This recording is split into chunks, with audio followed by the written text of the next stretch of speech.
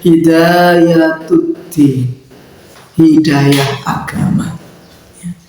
Kalau Syekh Mustafa Al-Maraghi mengatakan hidayatul adyan wasyara'i, hidayah agama, hidayah keimanan, dan juga hidayah untuk mengamalkan syariatullah, perintah-perintah Allah Subhanahu wa ta'ala. Assalamualaikum warahmatullahi wabarakatuh. Bismillahirrahmanirrahim. Alhamdulillahi rabbil alamin. Alhamdulillahilladzi nahmaduhu wa nusalli wa nusallimu ala rasulihil karim wa ala alihi wa ashabihi wa atba'ihi hamalati dinil qawim hamidan wa musalliyan wa musalliman amma ba'd. Faqad qala Allah ta'ala fi kitabihil karim wa huwa asdaqul qailin. Ba'da a'udzu billahi minasy syaithanir rajim. Bismillahirrahmanirrahim. Yarfa'illahu alladhina amanu minkum walladhina utul ilma darajat. Wa qala aydan laqad khalaqnal insana fi ahsani taqwim. Wa qala an-nabiy sallallahu alaihi wasallam min husni islamil mar'i tarkuhu ma la ya'nihi. Al-hadits atau kama qala an-nabiy sallallahu alaihi wasallam. Ma'asyiral muslimin wa zumratal mu'minin rahimakumullah.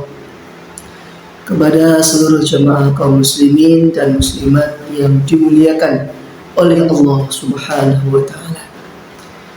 Pertama, marilah kita panjatkan puja dan puji syukur kita kehadirat Allah Subhanahu wa ta'ala atas segala limpahan nikmat dan karunia-Nya kepada kita semua, sehingga kita sampai saat ini, sampai detik ini, kita masih merasakan manisnya iman dan Islam.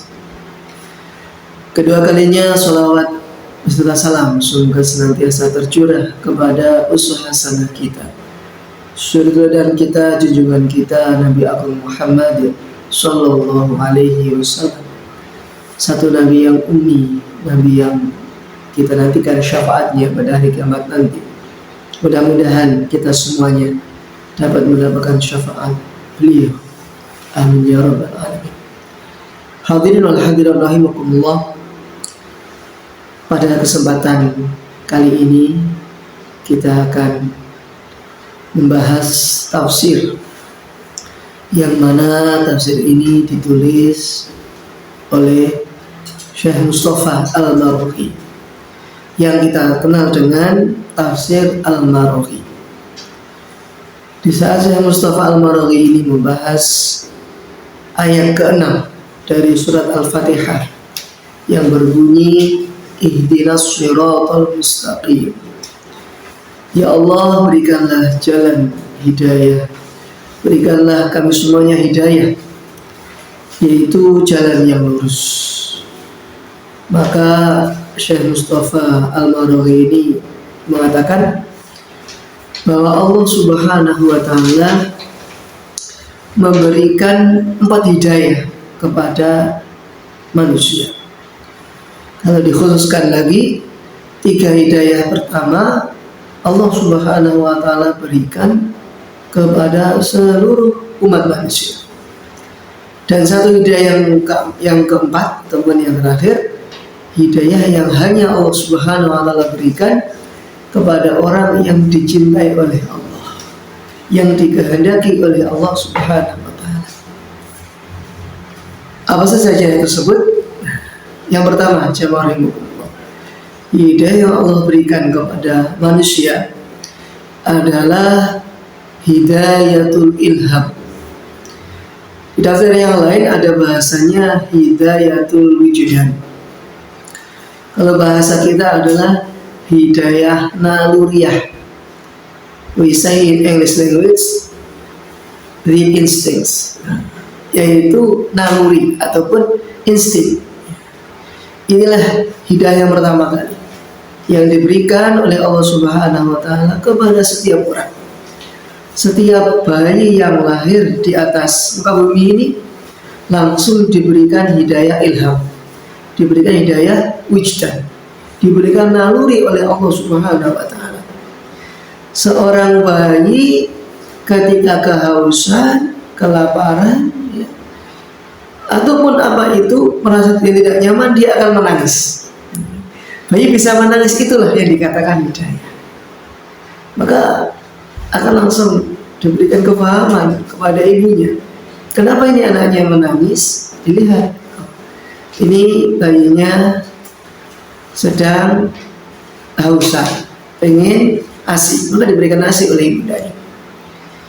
Nangis lagi rewel, dilihat, oh ternyata sedang popoknya basah, meminta ganti popok. Inilah nalurinya seorang bayi yang baru lahir, diberikan oleh Allah Subhanahu wa Ta'ala tanpa belajar, ya. Tanpa belajar, tanpa harus diusahakan, diberikan cuma-cuma oleh Allah Subhanahu wa Ta'ala.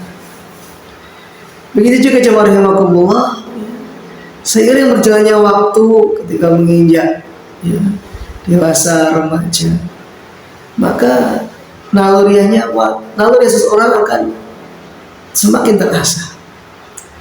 Dia akan mampu membedakan, oh ini air panas, ini jangan langsung dipegang. Oh ini adalah api panas, jauhkan dari jangkauan api. Bisa juga senang kepada seseorang, kepada teman ataupun kepada siapa. Laki-laki senang kepada seorang wanita, oh dia solehah, dia cantik, oh dia pintar, cerdas. Keturunan orang yang berada, kecenderungan mencintai lawan jenis ini pun termasuk daripada hidayatul wijdan, naluriah jemaah rahimakumullah.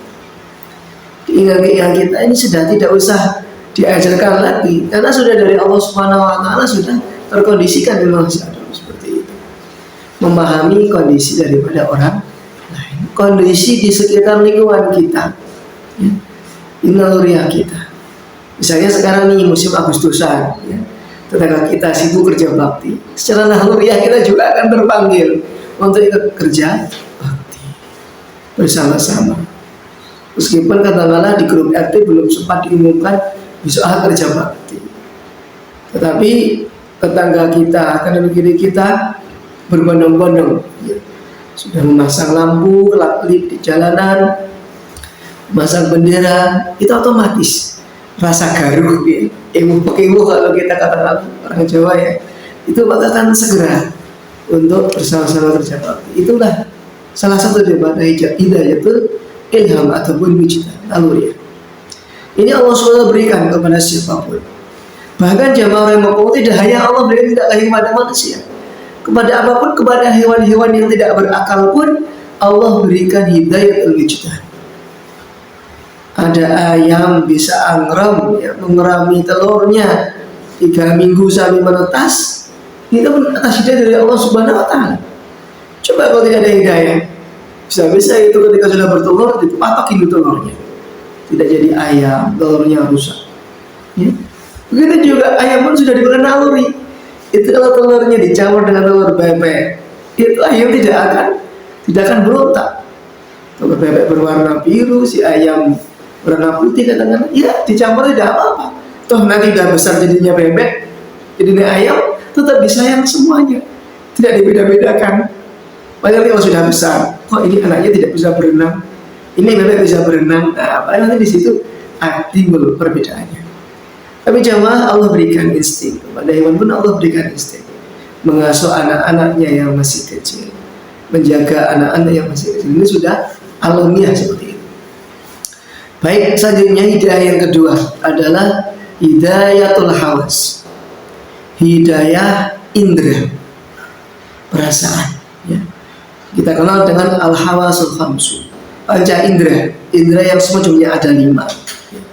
Dari lisan, ya, untuk berbicara, kemudian dari mata untuk melihat, hidung untuk mencium, telinga untuk mendengar, kulit untuk merasakan, meraba, dan lain sebagainya. Itu Allah Subhanahu wa Ta'ala berikan kepada setiap orang juga. Dan semua panca indera pun akan dihisab nanti di akhirat oleh Allah Subhanahu wa taala. Inna sam'a wal basara wal fuada kullu ulaika kana anhu mas'ula. Sesungguhnya pendengaran, penglihatan, dan juga hati semua akan ditanya oleh Allah Subhanahu wa taala. Akan dipertanggungjawabkan lebih banyak mana mata kita gunakan untuk ketaatan ataupun kemaksiatan. Telinga kita lebih banyak mana kita mendengarkan bacaan Quran atau nyanyian. Lisan kita bagaimana kita latih untuk berzikir atau untuk membicarakan keburukan orang lain. Hati kita, pikiran kita bagaimana? Apakah ada suudzon kepada orang atau tidak? Ini semua akan ditanya oleh Allah Subhanahu wa taala. Hadirin rahimakumullah, Allah berikan panca indera ini dengan cuma-cuma, gratis.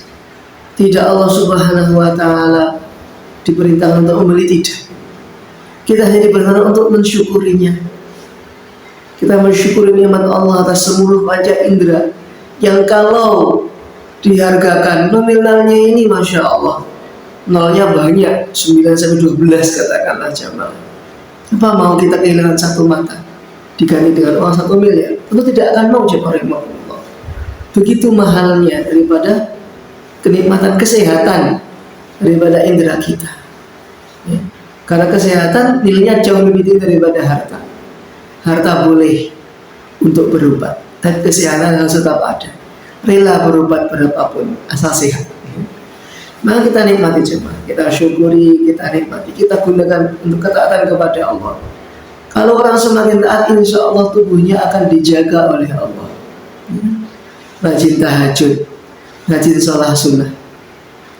Dulu jamaah rahimakumullah, dokter-dokter dan di zaman Nabi atau di Madinah, dokter itu tidak sibuk mengurusi pasien. Dokter sudah disibukkan untuk beribadah, karena sahabat beribadah. Karena sahabat sahabat semuanya sehat-sehat. Anaknya sahabat juga sehat-sehat, jarang yang sakit. Ya. Dokternya nganggur jamaah rahimakumullah. Ya. Masya Allah. Karena apa? Seluruhnya mengamalkan syariatullah. 100% sahabat mengamalkan 100% perintah Allah Subhanahu wa taala. Sehingga Allah jaga sahabat juga 100%. Mohon maaf, sekarang coba kita tengok kanan kiri kita evaluasi. Kita sudah menemukan atau belum satu saja masjid? Coba nanti kita cari di Indonesia ini. Indonesia ya, coba kita cari di Indonesia. Yang jamaahnya semuanya sampai sudah sholat berjamaah di masjid. Kemudian selanjutnya hidayah yang ketiga adalah hidayatul aqli, hidayah akal pikiran. Masya Allah, kenikmatan akal dan pikiran. Inilah hidayah dari Allah, pemberian dari Allah Subhanahu wa taala yang membedakan diri kita dengan makhluk yang lain. Sampai Allah sebutkan dalam surat At-Tin ayat keempat, laqad khalaqnal insana fi ahsani taqwim. Sungguh telah kami ciptakan manusia dengan sebaik-baik penciptaan. Manusia nggak baik, sebaik-baik penciptaan. Dari mulai ujung kaki sampai ujung rambut semuanya simetris. Di dalam kepala diberikan otak untuk berpikir. Afala ta'qilun, afala tadakkarun, afala tadabbarun.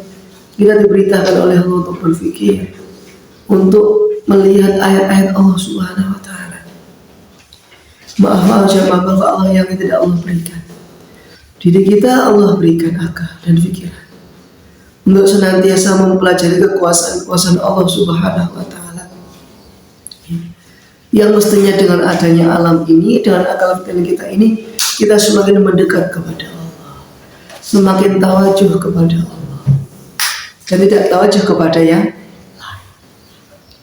Hadirin rahimakumullah, nikmat akal inilah, akal pikiran dan juga hati kita kondisikan untuk senantiasa di jalur agamanya Allah Subhanahu wa taala. Karena hati dan akal pikir inilah yang mengendalikan seluruh organ tubuh kita semuanya. Kalau akal pikiran dan hati kita dalam jalur ketaatan, maka pengikut semuanya akan mengikuti. Tubuh akan dibawa taat. Waktunya adzan berkumandang, segera bersiap untuk ke masjid berjamaah. Waktunya longgar, digunakan untuk tilawah dan zikrullah. Nah, tapi kalau akal pikiran hati ini ya terjerumus dalam kemaksiatan, maka tubuh dibawa untuk bermaksiat, tangannya diajak untuk bermaksiat, lisannya diajak untuk membicarakan keburukan orang lain. Otomatis saja orang. Jadi kita sandarkan akal pikir kita, hati kita kepada agama. Kita ikutkan seluruh perintah Allah lewat agama ini. Bukan pikiran hati kita malah agama ikut pikiran kita, tidak. Tapi akal pikir kita ikut ke agama. Baik jamaah, kemudian yang terakhir adalah hidayatuddin, hidayah agama. Kalau Syekh Mustafa Al-Maraghi mengatakan hidayatul adyan wasyara'i, hidayah agama, hidayah keimanan, dan juga hidayah untuk mengamalkan syariatullah, perintah-perintah Allah Subhanahu wa ta'ala. Ya jamaah, Allah memberikan nikmat agama. Innallaha yu'ti dunya illa man yuhibbu wa la yuhibbu wa la yu'til iman illa man yuhibbu. Sesungguhnya Allah Subhanahu wa ta'ala ini memberikan kenikmatan dunia kepada orang yang dicintai oleh Allah dan orang yang tidak dicintai oleh Allah. Tetapi Allah Subhanahu wa ta'ala memberikan kenikmatan dunia ini, kenikmatan akhirat, kenikmatan agama, kenikmatan iman, kecuali hanya diberikan untuk orang-orang yang dicintai oleh Allah Subhanahu wa ta'ala saja. Maka Bapak Ibu kaum muslimin muslimat, alhamdulillah hari ini telah Allah berikan iman dan Islam kepada kita. Kita tinggal menaikkan, meningkatkan, mengusahakan, menjaga keimanan kita. Dan kita juga ajak orang lain untuk senantiasa meningkatkan iman. Karena dengan iman meningkat, maka semakin banyak perintah Allah Subhanahu wa ta'ala yang dapat kita kerjakan. Demikian jamaah rahimakumullah, motivasi singkat pada kesempatan kali ini. Insyaallah kita akan berjumpa lagi di lain waktu. Jangan lupa share, like, komen, subscribe supaya video ini berkah dan bermanfaat dan pahalanya insyaallah ila yaumil qiyamah. Kita memberikan kebaikan orang lain, maka pahalanya juga kita dapatkan juga. Ila liqa ma'assalamah, nasru minallah wa sumqari fastabiqul khairat. Wassalamualaikum warahmatullahi wabarakatuh.